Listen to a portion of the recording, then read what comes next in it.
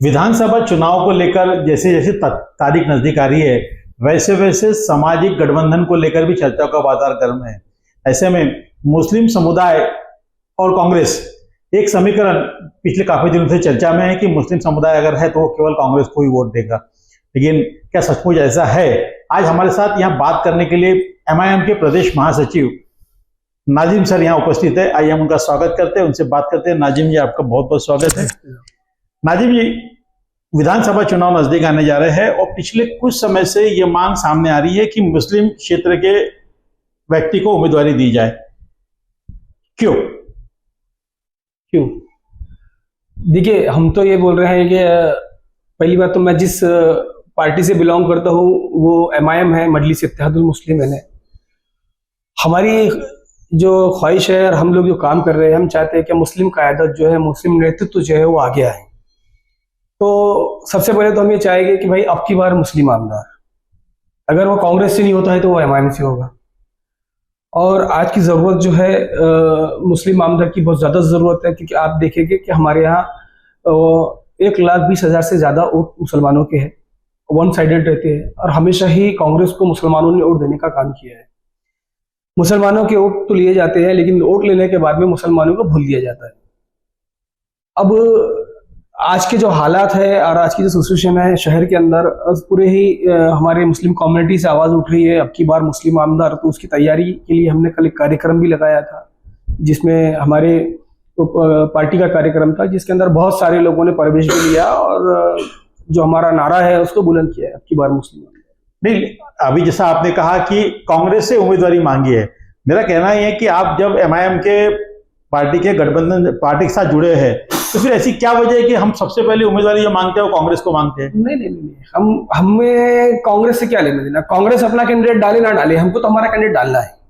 MIM के पास में 5 इच्छुक उम्मीदवार है और तगड़े और बड़े उम्मीदवार एमआईएम के पास में 5 है, तो हम तो हमारा कैंडिडेट लड़ाएंगे ना। कांग्रेस मुस्लिम को दे या किसी और को दे, उससे हमें कोई फर्क नहीं। मेरा सवाल ये है कि अभी जब उम्मीदवारी की मांग आई तो कई राजनीतिक दलों के जो मुस्लिम समाज का प्रतिनिधित्व करते हैं वे लोग कांग्रेस के दरवाजे पे गए कि हमको टिकट दो, अरे भाई, मुस्लिम समुदाय को टिकट दो। ऐसा हाँ भाई, वो सालों से कांग्रेस की चटाइयां उठा रहे हैं, कुर्सियां जमा रहे हैं, कांग्रेस की खिदमत कर रहे हैं। 30-30, 35-35 साल उनको कांग्रेस की पार्टी की सेवा करते हो गए हैं। उनको आज तक के जो है एक महानगर पालिका का एक साधारण नगर सेवक के लिए टिकट नहीं मिल सका, उनको महानगर पालिका का टिकट नहीं मिल सका। तो आप ये बताइए अब वो लोग कहाँ जाएंगे? अब वो उन लोगों ने तो आवाज उठाना लाजमी था। नहीं, लेकिन अगर जब कांग्रेस आपके साथ 30-35 सालों के साथ होने के बाद भी अन्याय कर रही है, अगर आपको वो उतना प्लेटफॉर्म नहीं उपलब्ध करा रही है, फिर मुस्लिम और कांग्रेस क्यों, अन्य दल क्यों नहीं? भाई समाजवादी पार्टी के साथ क्यों नहीं जाती है मुस्लिम समुदाय? एमआईएम के साथ क्यों नहीं जाती है? मुस्लिम लीग के साथ क्यों नहीं जाती है? ये लोग, ये तो पार्टी जैसे एमआईएम हो गई या मुस्लिम लीग हो गई, ये पार्टी तो केवल मुसलमानों से संबंधित है, ऐसा कहा जाता है। उसके बाद में भी इनसे उम्मीदवारी मांगने की बजाय कांग्रेस से उम्मीदवारी मांगी जाती है। सबसे पहले तो मैं अनिल भाई आपको ये बता दूं कि मैं कोई कांग्रेस का प्रतिनिधि नहीं हूं कि जो आप मुझसे कांग्रेस के ताल्लुक से सवाल करेंगे। मैं कांग्रेस का प्रतिनिधि नहीं हूं। मैं मेरे पार्टी की बात करूंगा, मैं एमआईएम की बात करूंगा, मैं मजलिस की बात करूंगा कि भाई हमारे पास में ऑलरेडी 5 इच्छुक उम्मीदवार है, अच्छे उम्मीदवार है जो हमसे टिकट मांग रहे हैं। और हम एमआईएम जो है पूरी ताकत से अमरावती विधानसभा के अंदर चुनाव लड़ रही है। अमरावती ही नहीं, मुझे अलावा जिले की और कई सारी सीटें हैं जहां पर हम लोग चुनाव लड़ने वाले हैं। मुझे केवल वही बात सुननी थी आपके पास से कि भाई एमआईएम इस चुनाव में क्या भूमिका में है? देखिए, इस बार एमआईएम की जो भूमिका होगी बहुत ज्यादा महत्वपूर्ण होगी। और एमआईएम ने जो पिछले 5 सालों के अंदर, 7 सालों के अंदर अमरावती के अंदर काम किया है, महानगर पालिका में काम किया है। आप खुद स्वतः महानगर पालिका में आते हो, आपने पिछली जितनी भी हमारी आम सभाएं हैं वो आपने जो है ली है, उसको कवरेज दिया है। तो आपको पता है कि हम लोगों ने क्या किया है अमरावती के अंदर, एमआईएम ने क्या किया है, आप भली भांति जानते हैं। और वही सारी चीजों को लेकर हम आगे अवाम के सामने जाएंगे कि हमने पिछले 5 साल के अंदर हमने जो काम किया है। खास तौर पे, विशेष तौर पे आप जब मेरे स्कूल में आए थे, जब हमने मनपा की स्कूल बनाई थी, तो आपने बहुत तारीफ की थी और आपने ये बोला था कि भैया ऐसा पूरे महाराष्ट्र में मेरे को महानगर पालिका की कोई स्कूल दिखाई नहीं दी थी जो आप लोगों ने बनाए। तो हम लोगों का काम है, हम हमारा काम लेकर लोगों के पास में जाएंगे। कितनी सीटें एमआईएम इस बार चुनाव मैदान में उतारेंगे? देखिए, कितनी सीटें हम लोग लड़ने वाले हैं महाराष्ट्र में मैं ये तो नहीं बोल सकता हूँ, जिले में जिले विदर्भ मेरे पास में है, विदर्भ रीजन का मैं इंचार्ज हूँ।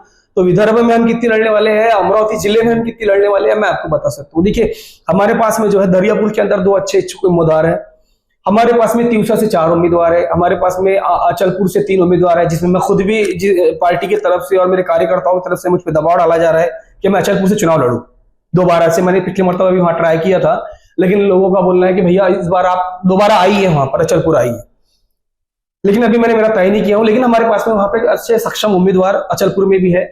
अमरावती विधानसभा के अंदर 5 अच्छे उम्मीदवार हमारे पास में हैं जो टिकट मांग रहे हैं। तो आने वाले वक्त में पूरा सब साफ हो जाएगा कि कहां से हम लोग कितनी सीटों पे किन मुद्दों को लेकर चुनाव मैदान में उतरना चाहते हैं एमआईएम। देखिए एमआईएम का तो हमेशा से ही आप इतिहास उठाकर देखेंगे, चाहे हमारे हैदराबाद का हो या महाराष्ट्र का हो, हमने कभी मैनिफेस्टो नहीं बनाया है। हम मैनिफेस्टो के ऊपर विश्वास नहीं करते। हम जो नहीं बोलते वो कर दिखाने में विश्वास करते हैं।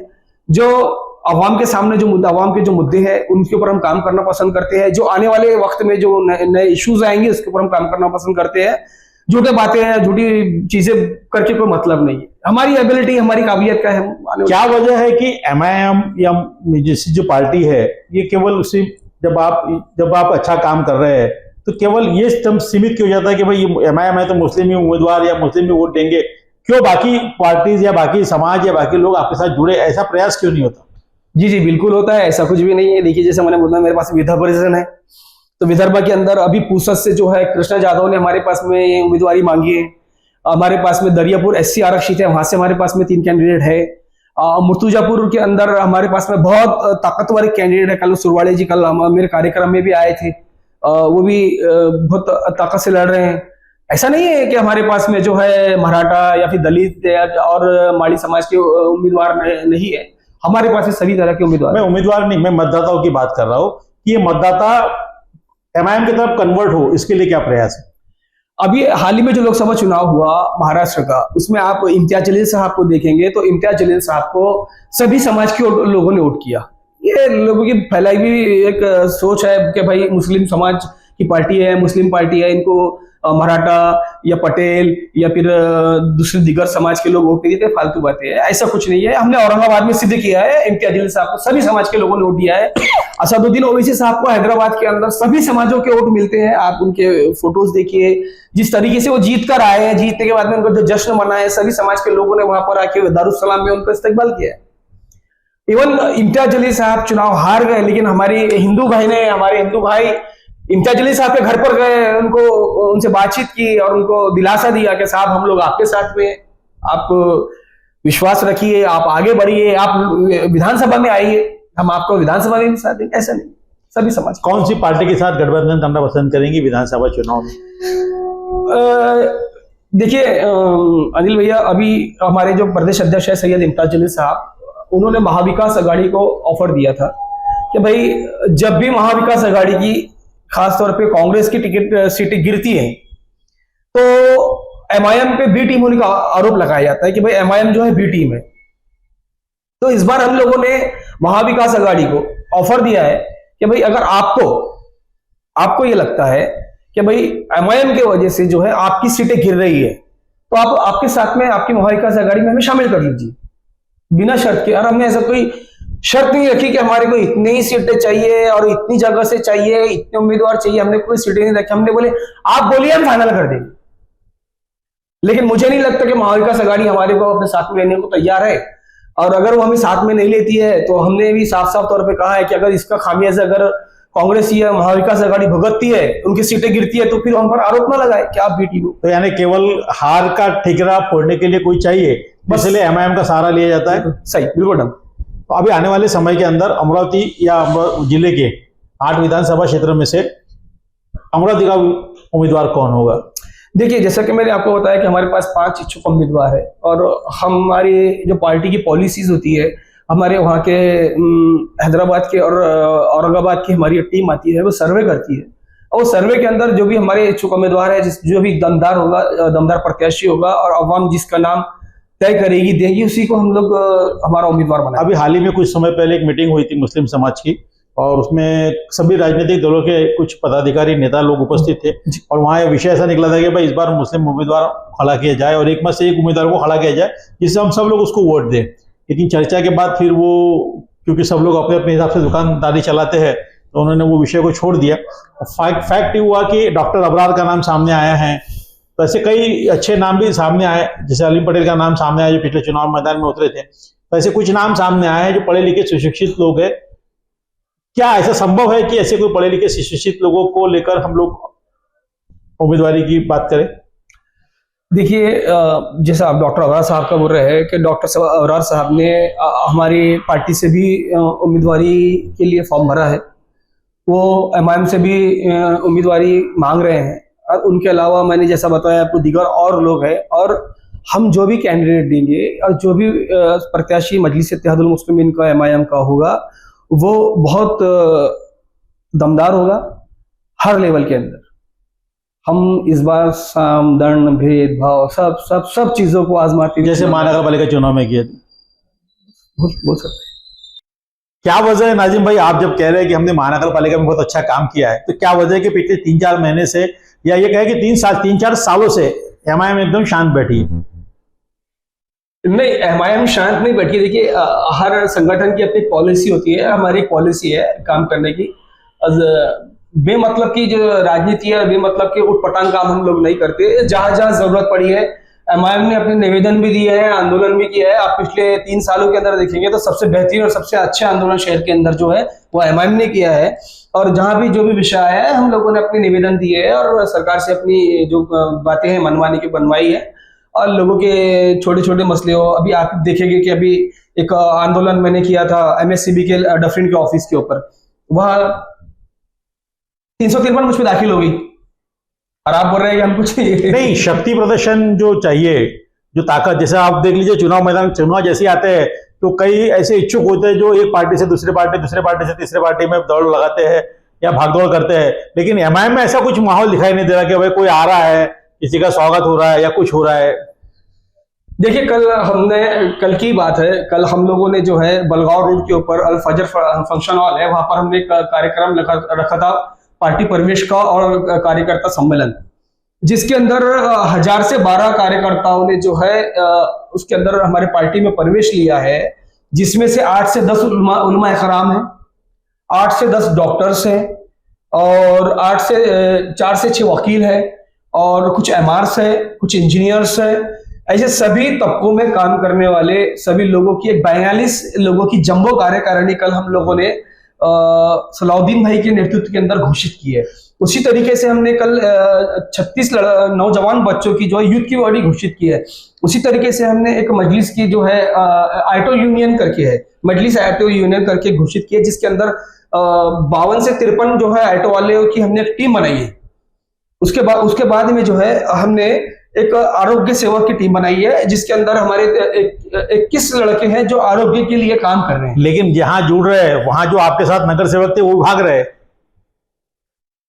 ये कैसा है, देखिए साहब, जो नगर सेवक थे वो हमारे पार्टी के कार्यकर्ता थे नहीं, या पार्टी के हमारे कुछ मेंबर्स नहीं थे। जो भागे हैं ज्यादा लोग नहीं, ये 2-3 ही लोग हैं वो। तो वो लोग चुनाव लड़ने के लिए आए थे। जो उनकी अपेक्षाएं थी, जो उन्होंने सोचा था कि वो ऐसा करेंगे वैसा करेंगे, लेकिन हमारी पार्टी ऐसी है, यहाँ पर कुछ नहीं होता है। यहाँ ऊपर से जो हमारे जो वरिष्ठ जो आदेश देते हैं उसी के हिसाब से चलना पड़ता है। और आपने पिछले 5 सालों के अंदर भी हमारा कार्यकाल देखा होगा तो एकदम साफ सुथरा कार्यकाल एमआईएम का रहा है। तो हमने किसी को कहीं जाने की इजाजत नहीं दी है। अब उनका दिल भर गया और वो चले गए। तो अभी आने वाले 3-4 महीने के बाद में महानगर पालिका चुनाव होगा, उसके अंदर आवाम उनको बताएगी किसका कौन कहां पर है करके। हम ग्राउंड पे रहकर, अवाम में रहकर काम करना पसंद करते हैं। हमें शोर शराबा और बाकी की चीज दिखावा जो है पसंद नहीं है। आपने भी देखा होगा कि मैं लाखों रुपए के, हमारे 50-50 लाख रुपए के, 25-25 लाख रुपए के रोड, नालियों के, नालों के काम होते हैं। हमने कभी उद्घाटन नहीं लिया है। मैंने 1.5 करोड़ रुपए के साहब रोड बनाया हूँ। अभी मैं नगर सेवक नहीं था, फिर भी मेरे अभी 1.25 करोड़ रुपए के रोडों के मेरे काम हुए हैं, लेकिन मैंने कभी उद्घाटन नहीं किया। मुझे नहीं, मैं वो चीजों में विश्वास नहीं रखता। तो क्या आने वाले समय में एमआईएम की तरफ भी इनकमिंग चालू होगा?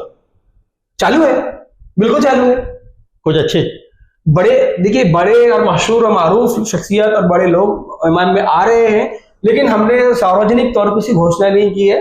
आपको अनिल भैया अगर कल की कार्यक्रम में अगर आप आते थे तो आपको देखकर बहुत खुशी होती थी कि ये इतना बड़ा मजमा, अगर ये कार्यकर्ता मेड़ावा ऐसे, मतलब जो पार्टी में प्रवेश लेने वाले लोग ऐसे हैं और पार्टी प्रवेश का कार्यक्रम इतना बड़ा है तो इनकी सत्ता कैसी होगी। आप हमारे कार्यक्रम को और आप हमारे कार्यक्रम की तस्वीरों को और वीडियोस को देखकर आप अंदाजा लगा सकते हैं। आने वाले समय में क्या विजन है अमरावती के विकास को लेकर? देखिए, अमरावती में विकास होना चाहिए और विशेष तौर पे जो है पश्चिम अमरावती जो है वो बहुत पिछड़ा हुआ इलाका है और वहाँ पर बहुत काम की ज़रूरत है। वहाँ स्टेडियम नहीं है, वहाँ पर जो है लाइन की बहुत ज़्यादा प्रॉब्लम है, पानी की प्रॉब्लम है और शहर के अंदर जो बेरोजगारी बची है, जो बच्चे पढ़ना चाहते हैं उनके लिए जगह उपलब्ध नहीं है। बहुत सारी चीज़ें हैं, बहुत सारी हमारी काम करने के लिए जगह है जिनके ऊपर हम काम करेंगे और बिल्कुल विकास के लिए तो हमेशा मजलिस आगे रहती है। एक उड़ान पुल का निर्माण कार्य तो पिछले 4 साल से पड़े हुआ है जो पश्चिम क्षेत्र को जोड़ता है। नहीं, 4 साल से नहीं, 7 साल से। तो 7 साल से यहाँ बड़ी बड़ी घोषणा हो जाती है, एयरपोर्ट की घोषणा हो रही है, मेडिकल कॉलेज की घोषणा हो रही है, लेकिन उड़ान पुल नहीं बन पा रहा है, सड़कें नहीं बन पा रही है, नालियां नहीं हो पा रही है, साफ सफाई नहीं हो पा रही है। इसीलिए तो हम आगे आ रहे हैं ना। हम क्यों आगे आ रहे हैं? नहीं तो विजन क्या है? विजन कैसे, जनता के सामने कौन से मुद्दों को लेकर एमआईएम चुनाव लड़ना चाहती है? साहब, मैंने आपको यही बताया कि हमारा कोई मैनिफेस्टो नहीं होता है। हम विकास के लिए, हम शहर की डेवलपमेंट के लिए हम काम करेंगे। हमने इसके पहले काम कर दिखाया है। पिछले 5 सालों के अंदर आपने देखा होगा कि हम सत्ता में न रहते हुए भी हमने जो काम किया है वो किसी एक आमदार ने और खासदार ने भी नहीं किया। इतना काम एमआईएम ने पश्चिम अमरावती के अंदर किया है जहाँ से हम लोग चुनकर आए थे। दवाखाना हमारा आपने देखे होंगे वहाँ पे ओबीसी हॉस्पिटल, आपने वहाँ देखे होंगे हमारे मनपा की 3 स्कूलों को हमने बनाया है। एकदम लोग पहले दिल्ली के अरविंद केजरीवाल की स्कूल की तारीफ करते थे कि भाई स्कूल देखना है दिल्ली जाओ, लेकिन आज लोग बोल रहे हैं, मैं नहीं बोल रहा हूँ कि भाई अगर स्कूल देखना है तो मुजफ्फरपुर में पश्चिम अमरावती में जाओ जहां पर एमआईएम ने महानगर पालिका की स्कूल बनाई है। हर चीज से, हर सुविधा से लैस है। आप तवक्को भी नहीं कर सकते हैं वो चीजें वहां पे हमने सुविधा उपलब्ध करवाई है। तो विजन तो साफ है, हम लोग विकास करेंगे और हम ये जो फालतू की जो राजनीति, आरोप प्रत्यारोप की राजनीति हम करने वाले नहीं है। आरोप प्रत्यारोप कर हम चुनाव लड़ने वाले नहीं है। हमारा विजन साफ होगा, विकास हमारा विजन होगा। विकास को लेके और मुस्लिम क्षेत्र के और शहर के डेवलपमेंट को लेके हम आगे बढ़ेंगे। रहा उड़ान पुल का मसला, तो उड़ान पुल का जो आपका बोलना है वो बिल्कुल सही है। देखिए, मुझे ऐसा लगता है उसके लिए जो है हमारी आमदार जिम्मेदार है। उसकी जो भी निधि आती है शासन से उन्होंने लाना चाहिए था, उन्होंने बनवाना चाहिए था। बड़ी अफसोस की बात है कि उन्होंने जो है कहा है कि हमने इतना ये किया है, ये किया। हजारों करोड़ की निधि का उन्होंने ऐलान किया कि हमने किया है, लेकिन सिर्फ ऐलानात हुए हैं, काम नहीं हुआ है। एक उड़ान पुल भी मुकम्मल नहीं करवा सके। बहुत सारे क्षेत्र, बहुत सारी चीजें ऐसी हैं। अभी उन्होंने एक स्टेडियम के लिए पोस्टर्स मुबारकबाद का लगाया है कि भाई हम यहाँ स्टेडियम बना रहे हैं, ये वो कुछ नहीं हुआ है। अभी सिर्फ जगह जो है वो डेपुटी ग्राउंड की जो जगह है वो हस्तांतरित हुई है, स्टेडियम के लिए भी हस्तांतरित हुई है। अभी कोई उसके वाला मैप, अभी कोई इसका नकाशा या वो किस तरीके से होगा, अभी कोई इसकी निविदा वगैरह नहीं लगी है या अभी तक उसको उस जगह के लिए किसी भी तरह का फंड उपलब्ध नहीं करवाया है। घोषणा साहब, घोषणा होती रहती है। एक पार्टी प्रमुख के रूप में अमरावती जिले की जनता से क्या कहना चाहेंगे? क्यों एमआईएम? देखिए, अगर आप अपने शहर का विकास करना चाहते हैं, पुराने जितने भी पेंडिंग काम, जो थकित काम है, सिर्फ आज तक की जिनकी घोषणाएं हुई है, काम मुकम्मल नहीं हो सके, वो मुकम्मल काम करवाना चाहते हैं, तो आप एमआईएम को वोट दीजिए। इंशाल्लाह शहर का नक्शा हम बदलने में पूरा विश्वास रखते हैं और हम कर दिखाएंगे। हमने कर भी दिखाया है। हमारी जो राजनीति है वो राजनीति विकास को लेकर चलती है और लोगों के मसले मसाइल को हल करने को लेकर चलती है। आज हम शहर में जिस तरीके से काम कर रहे हैं, आप लोग देखा होगा, हर फील्ड में हम काम कर रहे हैं। हम आरोग्य में काम कर रहे हैं, हम स्वच्छता में काम कर रहे हैं, हम शिक्षण में काम कर रहे हैं। ऐसी कोई फील्ड नहीं है जिसके अंदर एमआईएम काम नहीं कर रही है। तो मेरी दरख्वास्त है कि आप एमआईएम को एक बार मौका दीजिए और शहर का विकास कैसा होता है वो हम आपको बताएंगे इंशाल्लाह। हमारे साथ थे नाजिम, वो कह रहे थे कि विधानसभा चुनाव में 8 विधानसभा क्षेत्र के लिए उनके पास उम्मीदवार है। पार्टी तय करेंगी कि कौन से जगह पर किस उम्मीदवार को दिया जाए। कहना है नाजिम जी का ये भी है कि केवल मुस्लिम उम्मीदवार को लेकर ही एमआईएम काम नहीं कर रही है, बल्कि अन्य समाज के उम्मीदवारों को भी प्रतिनिधित्व देने का काम हम लोग कर रहे हैं। और आने वाले समय में वो चित्र क्लियर होगा ही।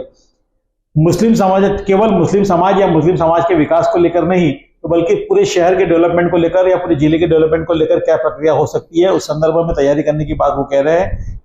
काम की घोषणाएं बहुत हुई, लेकिन अगर उसे पूरा अगर करना है तो उसके लिए एमआईएम का सहारा या एमआईएम को सहायता का हाथ दे, ऐसी मांग भी वो कर रहे हैं। वे खुद चुनाव मैदान में उतरने की तैयारी भी कर रहे हैं। ये उतरेंगे या नहीं, ये तो पार्टी तय करेंगी कि उन्हें चुनाव मैदान में उतारा जाए या नहीं उतारा जाए।